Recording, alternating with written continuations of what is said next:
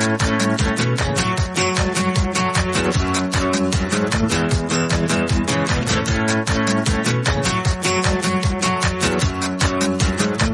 to the Books Applied podcast, presented by WSL Leadership. In this podcast, we talk about an awesome book and how to apply it to your work, sport, or life. I'm your host, Iggy Perillo. Thanks for joining me. On today's episode, we are going to be talking about the book Daring Greatly by Brene Brown. And I'm very excited to have with me special guest Janine Bolon talking with me. Hi, Janine. Welcome to the show. It's great to be here. Thanks so much, Iggy. I'm excited to be talking about this book with you. Will you give the listeners just a quick summary of who you are and what you do? And then we'll talk about how we got connected to this book and each other, which will be fun too. That will be fun. I am looking forward to that. So I am a professional broadcaster. I've been in broadcasting since 1982. And so my company is a broadcast company on 47 internet-based platforms, as well as over 64 public radio stations. So I've been involved in that for a while. And that's what makes the money. But on the side, I have this creative urge where I'm also an author. And so I'm working on book number 12, and I am in the process of working with my publisher on book number 13. So always have a book in the wings, so to speak. All right, great. Right? Always have a book in the wings. And my goal is always to write a book a year. And that started off in 2015. I set myself that goal. And so far, I've totally hit that mark. So wow, congratulations. Thank you. Yeah, it is. It was because, I'm a single mom and I had 4 kids. And I just wanted to show people it was possible when you gave yourself time, when you gave yourself an opportunity for a year. Now, how does this relate to Brene Brown and why did we pick this book? And that was because I had heard her stuff over and over. I had never watched her TEDx talk. I just kept hearing these words of shame, vulnerability, disengagement. I kept hearing people talking about this woman. And so I picked up the book because I always felt I could get to know someone so much better through their written word, being a fellow author. And I'm a nut. I'm a scholar. I have been a scholar. If I don't have an answer, I dig until I get my answer. And so that also is a part of my personality. And so this book, Daring Greatly, is something that goes along with my family history because our family's motto is I dare. And that's actually on our family crest and all that. And it's because we were not a blue blood. Don't want anybody to think like we were aristocracy. We were not. We were just courageous. And we crossed enemy lines and we saved a Lord's son's body, and we brought the body back to the Lord so he could properly bury him. Hence, we were given a lordship, and so not really the upper crust. And if you look at our family crest, you will see it's not even written in Latin because we didn't know Latin. Oh, great. Classy. Right? We're real classy. So before people think, ooh, no, we were just kind of the unwashed public. We just were very courageous. So that is what really geared me toward this book. I was like, anybody who starts talking about fearlessness, courageousness, pushing past the fear, clearing your demons, that kind of thing, I'm always interested in because that's basically been my whole family tree.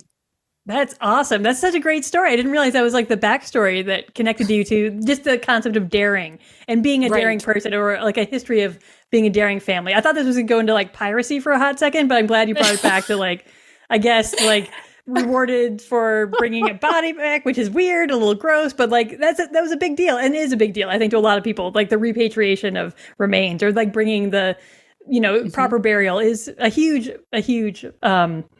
energy. There's a lot of energy around that for a lot of people in a lot of cultures. And I like that people ask the question, right? Because when I have my family shield out, on display, they're like, why is there a hanged man on the shield? Great. Okay. So just to let you know, it's really graphic, and there's this hanged man and he's sitting between 2 stars, but that's just part of it. And then they ask, well, why is there a red cross on the chin piece of the armor of the person? And I went, oh, it's because we also fought in the Crusades. So we were all over it. So like you say, it was a hot mess, the family and the background and everything. But our motto was, I dare. And so I always had that floating around in my head. And I was like, well, what am I going to do today that is daring? And it's not based on anyone else's measuring stick. It is an internal compass, and that has kind of been my pole star. That's amazing. That's such a great connection to this book, which is also a great book. And so how I know I read this book probably it came out in 2015, which I was just looking up. I'm like, yeah, I feel like I read this 100 years ago, but maybe 6 or 8 years ago.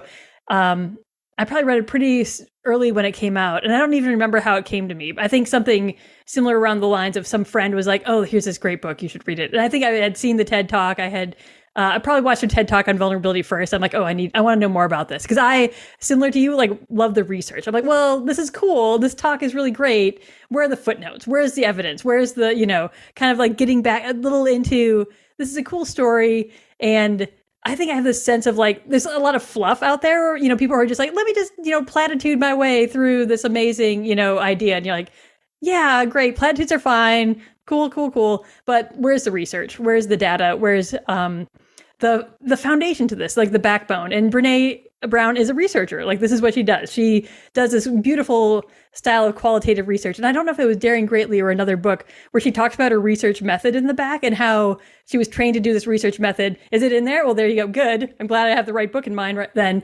And she really gets into that this is not just like, hey, tell me some stories and I'll just write it up and this is journalism. It's not journalism. It's like foundational sociological research. And has her doctorate in sociology, and this is what she does. And this is how she gathers data and creates this evidence-based like information for all of us. So I think I got connected through the TED Talk initially that brought me to this book. And it sounds like you have this like decades, whatever, centuries of family history, millennia of family history that brought you to this book. But do you remember how you encountered it in the modern times? Like when did you come across the book specifically?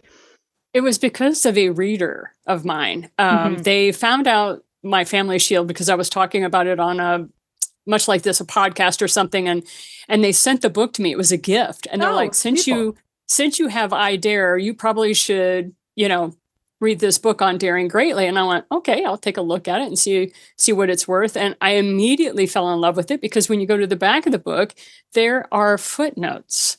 There is research, and she also talks about the data. Now, whenever you're dealing with sociology, psychology, that kind of thing, there is a lot. It's a soft science. We like to call it soft because you have to have a vested interest in it. You cannot disassociate yourself from the results like you can. Like I was trained as an analytical biochemist.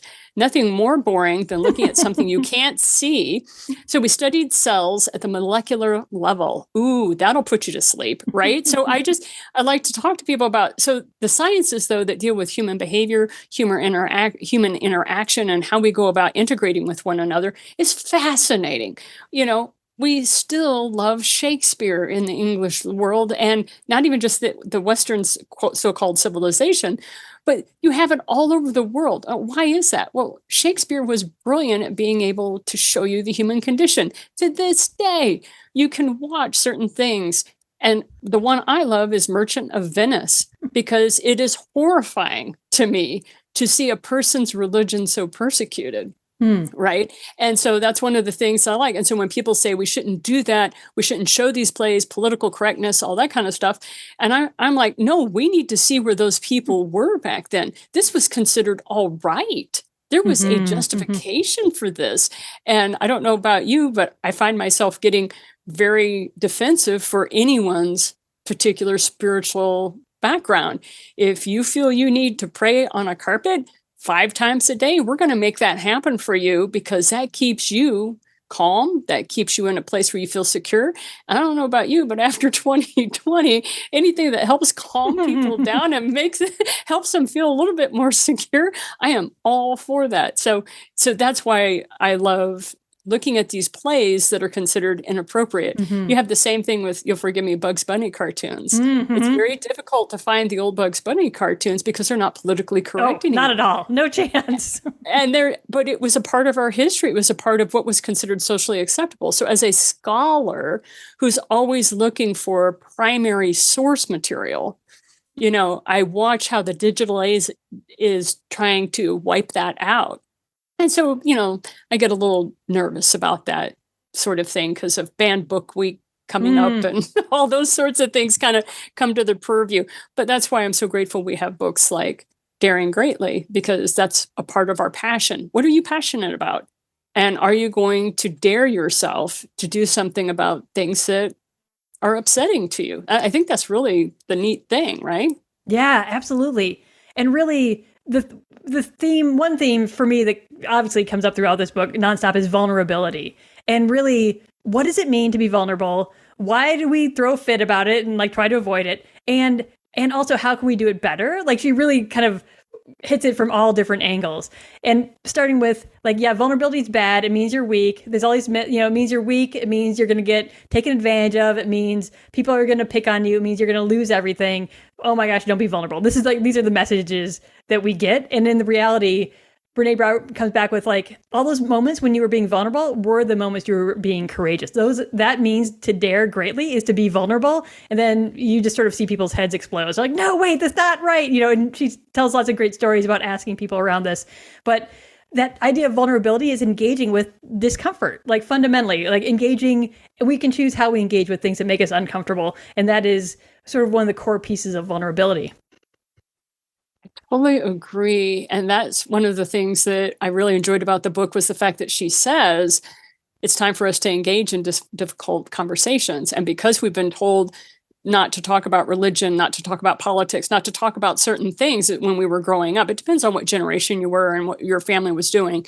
But at the same time, it prevented us from truly understanding how to communicate in a very adult, like I like to call adult fashion.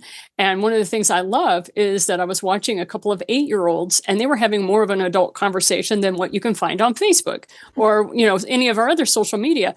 I was actually watching these 2 8-year-olds communicate in a way that our own presidents don't communicate that way when they're on the cycle. And it was because they were allowing each other to have their own opinion, but they didn't care what the other thought. And I think that was one of the things about cultivating authenticity. She talks about letting go of what people think. The 8-year-olds didn't care what the other thought, but they did express their opinions. I thought that was interesting.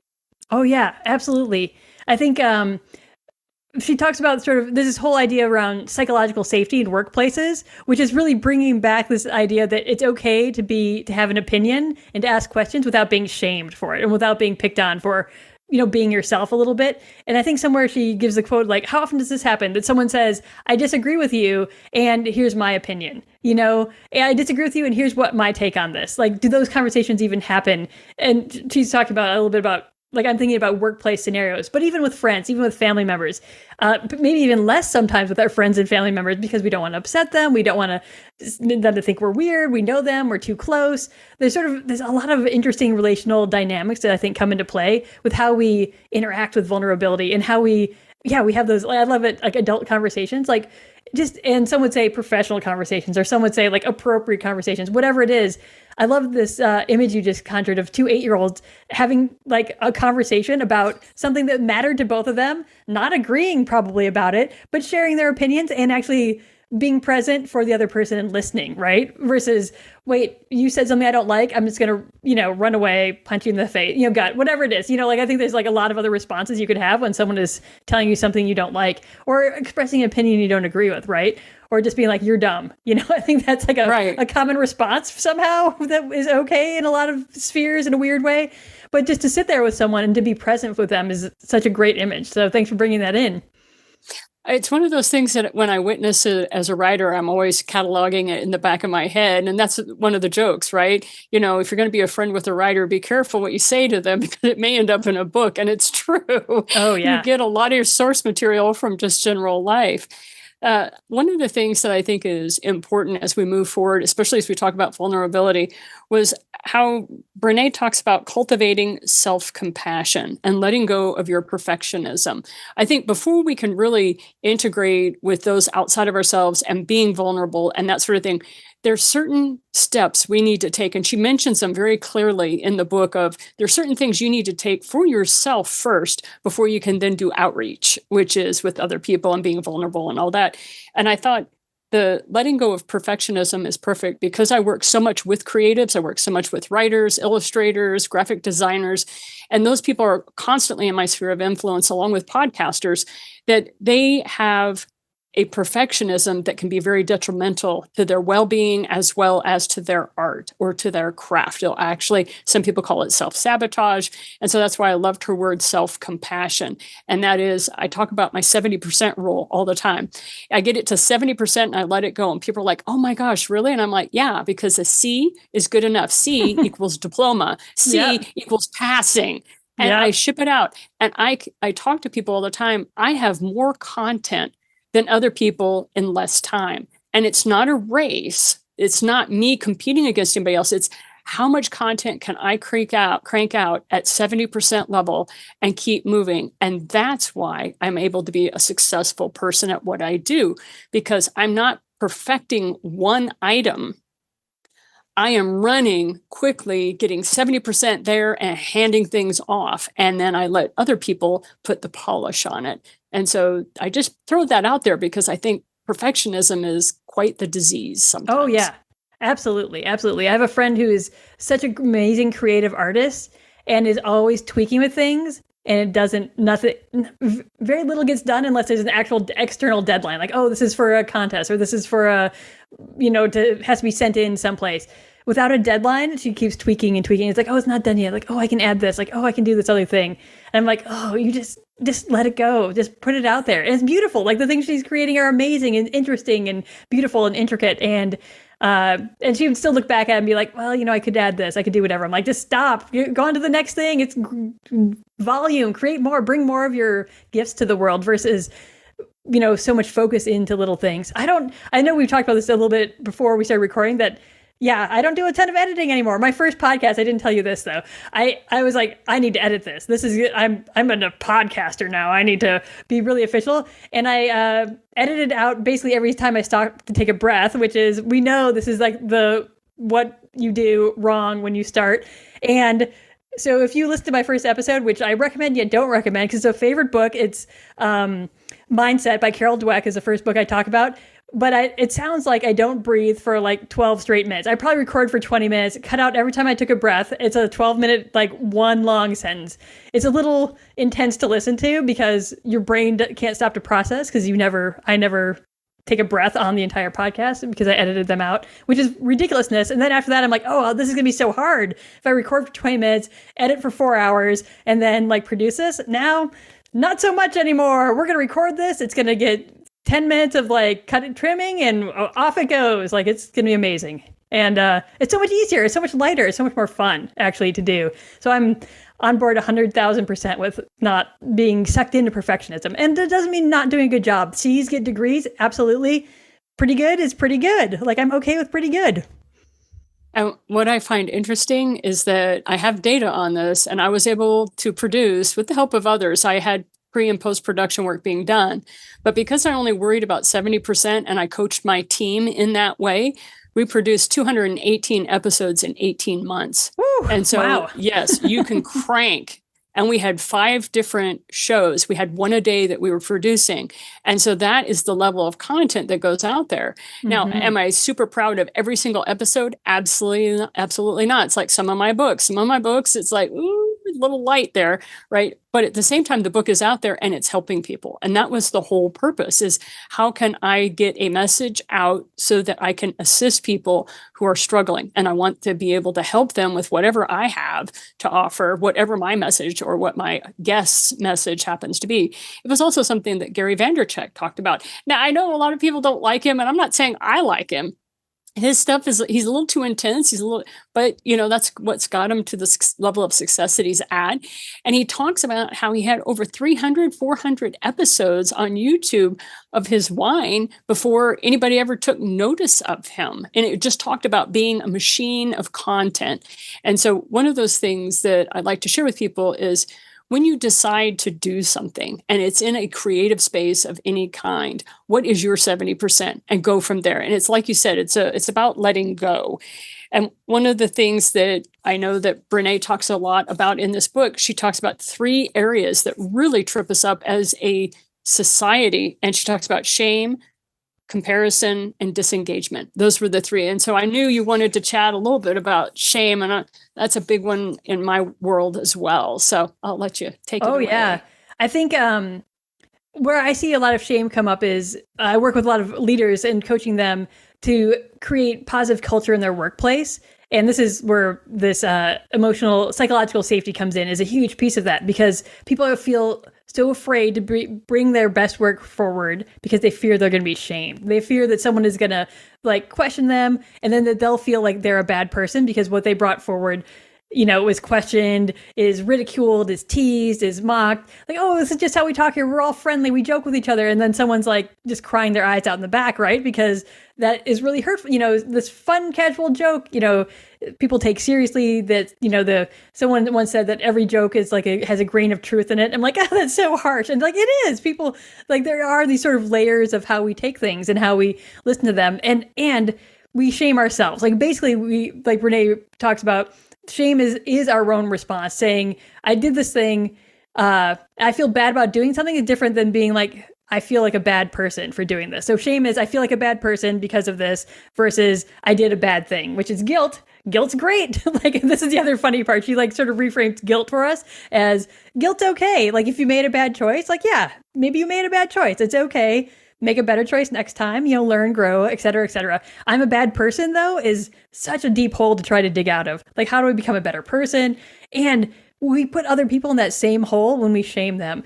Like, oh, you're a terrible person. I worked with an organization to change their sort of rules for how they want to operate from don't be a jerk to don't act like a jerk, right? Because if we're calling people jerks all the time, like, how do I not be a jerk? Like, it's just who I am. I don't know, but it's my person. It's like very shaming to say you're being a jerk versus, oh, hey, you're acting like a jerk, or here's some jerk behavior we don't want to have happen. Oh, I can choose different behavior. My behavior is within my control, within my scope of influence, versus who I am. Like, people just throw up their hands and embrace jerkitude at that point because they're like, well, this is me. What am I going to do about it? And then culture spirals, and it's never good. But yeah, I spent a lot of time in this sort of shame, guilt space. How about you? Do you operate in that in terms of what you do and in your work? Well, I was raised Catholic, so I think the only people that have the guilt down better than we do are the Judaic brothers and sisters where our religion spawned from. So that's what I like to share with people. But the other thing is I also help people with debt-free living. And so in 2005, I wrote my very first book, Money It's Not Just for Rich People. And in there, I took 236 families and I walked them through to see whether or not they could become wealth accumulators in 90 days. And we had a lot of successes. But one of the things that happened is I had 5 marriage counselors that were there, because as I was working with these families, they would hit a spot where it would become a therapy session on my part. Well, I have no training in that. I'm trying to help you with debt-free living. And so I would contact these marriage therapists and I would say, hey, I've got another couple to refer you. I got another. And they finally let me know, Janine, look what you're doing. You're achieving what we can't do in the office in record time. I'm like, what are you talking about? And they're like, it usually takes anywhere from 3 to 4 sessions before they will start talking to us about their sex life. They don't talk about money until session 8 to 10, because that's where the shame is. The fact that you have them talking to you about money and you're only on the first phone call, this is amazing. How did you do that? How do you establish that level of trust? So I just thought, oh, okay, well, I feel pretty better, a lot better now about it. But pat yourself on the back. Right. But like you said, it's the difference of the framing of how you're saying something. You're not a bad person because you're in debt. It doesn't even matter that you walked yourself there. The thing is what is the decision you're making today? And Brene Brown talks a lot about how to reframe things and to create a mindset. I love how she talks about mind the gap, because I have been to England and, you do have the trains that say mind the gap as you get out. It's so great. But at the same time, it's true. It's like sometimes you have to look down and see where you are. And once you see where you are, then you can move forward to make sure you don't fall into that same hole again that you may have stepped into. Yeah. And she talks about the gap between our aspirational values and our values we're living, right? I actually spent a lot of work on that with folks. Like, yeah, it's great that you have values, but are they your real values that you're living, or are they aspirational? And it's great to have aspirational ones, but be super clear on which is which. If you are thinking your aspirational, self is your true self, but it's actually not, you set yourself up for a lot of rumination, despair, like, kind of internal conflict. If you're like, well, yeah, I'm a really, I think of myself as a really fair person, but then you're constantly treating people unfairly. Like that discord will tear you up eventually. But yeah, these are great parts. I would love for you to define for me, because I have my own definitions, but I love to hear other people's definitions. So define for me what is aspirational versus the other aspect that you were just talking about. Well, I think I call them like authentic values or true values. I don't even have like a great word. Like they're your values, your everyday values. So your everyday values are the things that are like to the level of being habit for you. So your everyday values guide your actions, and your habits are the fossil record of your everyday values. And so you can find those by looking at any habit you have in your life. Like you probably brush your teeth, right? But why do you tell yourself you brush your teeth? You're like, well, I brush my teeth so that my teeth don't rot out of my head and I can keep chewing food. Or I brush my teeth so my breath doesn't stink for my partner. Or I brush my teeth because, this is something my parents taught me. So I'm like carrying on the tradition of, a clean mouth, whatever it is. Like the story we tell ourselves, to describe our habits is the fossil record of our values, right? The clothes we choose to wear, like, oh, do I wear this because I want to present myself well? Do I wear this because my grandma gave this to me? Do I wear this because, it is something that someone once told me this color looked good on me? Like whatever it is, like the story I'm telling myself about these very simple choices are my values that I'm living by, because I'm actually living by them every day, versus aspirational values, which are in no particular order: honesty, integrity, and something that happened to you because of a weird story that when you were a young person. Those are your like aspirational values that everyone has. Most often, those are what I hear: honesty, integrity, and this other one because of that thing that happened. And so whatever that thing is for you, right?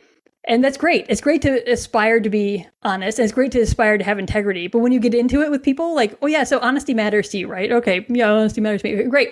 If that's one of your values, do you tell people when they have a spinach in their teeth? And they're like, oh yeah, I tell them that. Like, well, do you tell them when they ask you, hey, do you like my shirt? And you're like, wow, that's the ugliest shirt I've ever seen. Do you say that's the ugliest shirt I've ever seen? And they're like, well, no, I don't need to, be a jerk about it or whatever. I'm like, okay, so that's a moment where honesty is optional. Check. Okay, what are other moments of honesty optional in your life? Here, basically I can like pry out a couple from people. Oh, do you always follow the speed limit and never go a mile per hour over? Oh, you're being dishonest about that then, aren't you? Like you're not like driving, within the law. Is that dishonest? Is it not? Who cares?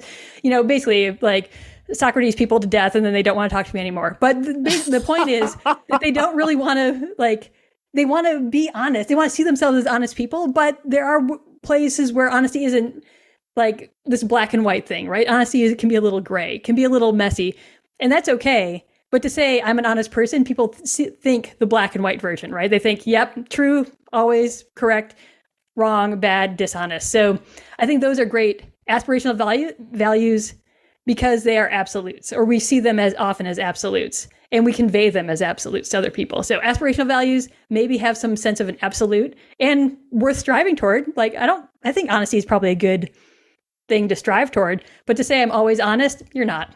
Like blatantly. Right. Or to say I always have integrity, like, cool, maybe, I don't know. I suspect there's areas where your integrity is questionable, or you make choices that you don't want people to know about, or, whatever it is, those kind of different things. So that's like a long way of saying aspirational values, maybe some absolutes. Your actual lived everyday values are your actual lived everyday values that guide your actions day to day, minute to minute, hour to hour. Thank you for answering that, because that's one of the things as an author and a scholar that I'm always asking people is for their definitions, because we make assumptions, and maybe this is just me, so I'll just say it about me.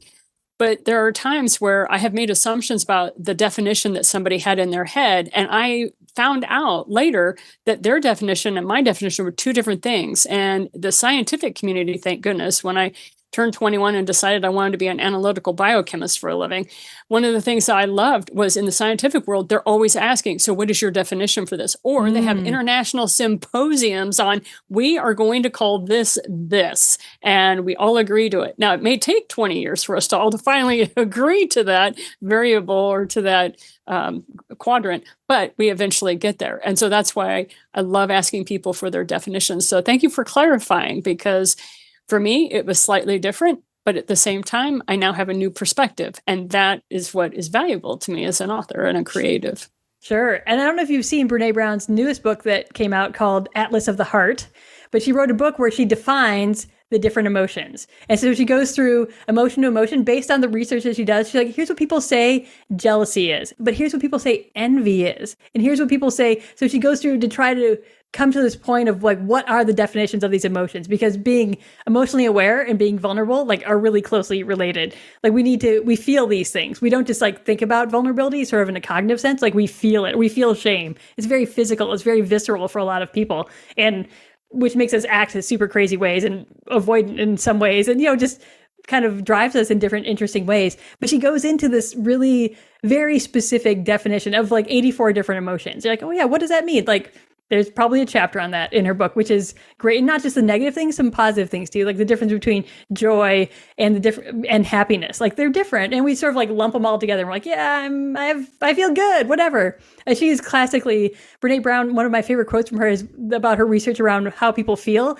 And she only got 3 responses when she surveyed, hundreds of people how they feel. They said happy, sad, or angry. She's like, you do have more emotions than this. It's okay. Like, there is more out there, but I think as a society, much like we avoid vulnerability, we avoid sort of this layer of like engaging with emotion in a lot of ways because it's, we don't think it's proper or it's not professional or it's not what's expected of us in our role and blah, blah, blah, blah, blah. But I think I see a super close connection between vulnerability and emotional awareness. Definitely.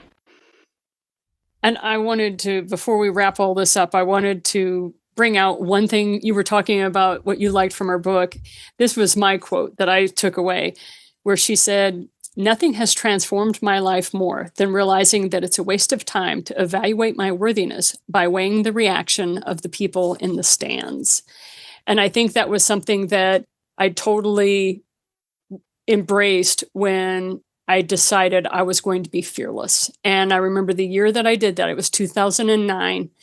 And I remember standing in front of 300 people, and I had to talk about the very taboo subject of their money and their financial situation. And I decided, I don't care what anybody thinks of me. This is my mission. This is my purpose. Right now, I'm supposed to do this. And here we go. And I launched into debt-free living and talking about things because The Secret hadn't come out yet. And so people thought I was being crazy when I was speaking about the law of attraction and all this stuff that's commonplace now.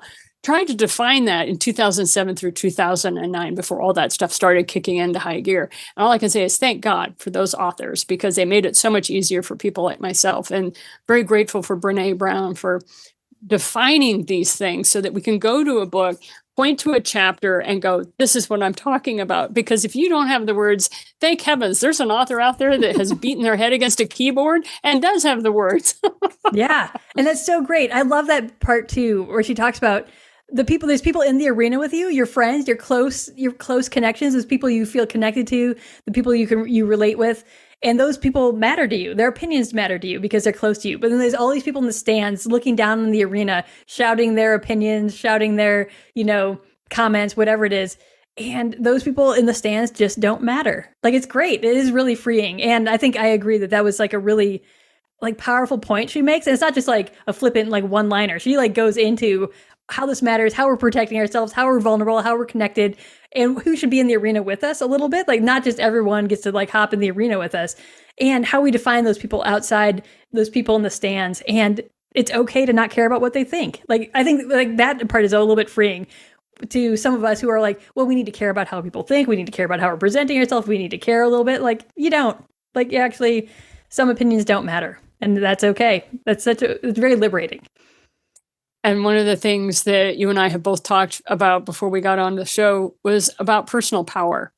And the more you get rid of the voices in your head about what matters from other people's perspectives, and you decide that you're really going to just focus in on being your fearless self, that fearlessness was what really helped me. And it only took me a year to get to that spot of fearlessness where I was able to do it. Now, I still felt fear. Now, that was the other fun thing.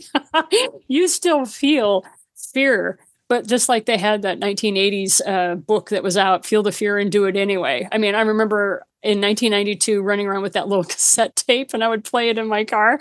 But I remember them talking about feel the fear and do it anyway. And I'm like, okay, I'm going to be one of those people that I'm going to do that. And you don't have to do anything ridiculous as far as putting yourself in harm's way.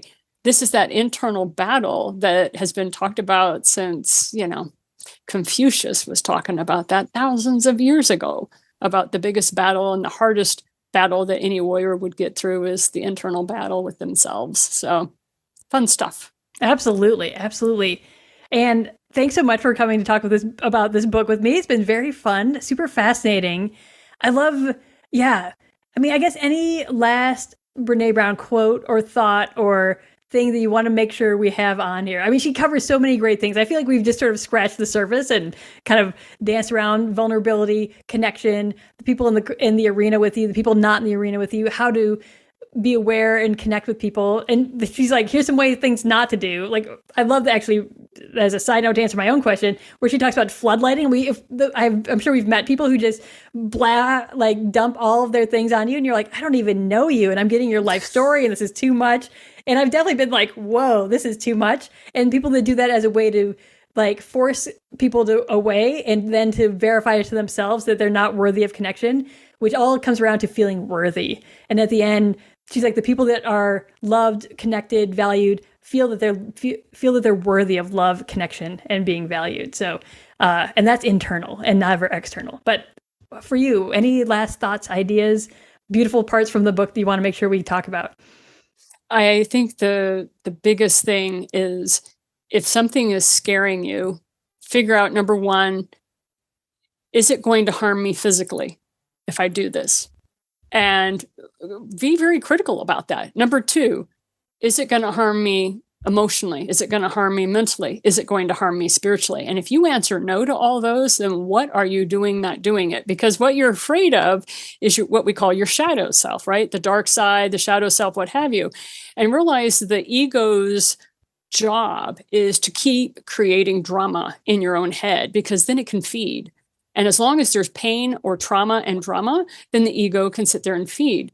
But if you want to live a fearless life, you don't have time for your ego. You're not worried about your ego. You're too busy creating. Are you busy creating your life, or you're sitting there in your drama and trauma and spinning because you're letting your ego be fed by your dark side?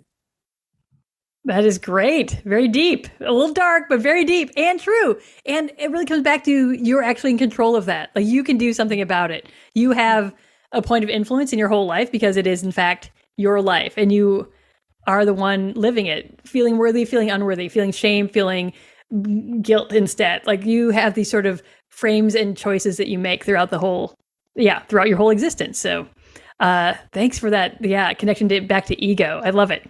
I love it. And thanks for being here today, Janine. This has been Janine Bolon. We've been talking about Daring Greatly by Brene Brown and a lot of other things that are related to that. Thanks so much for coming to talk with me today. And thank you for inviting me. Hope to see you again soon. Absolutely.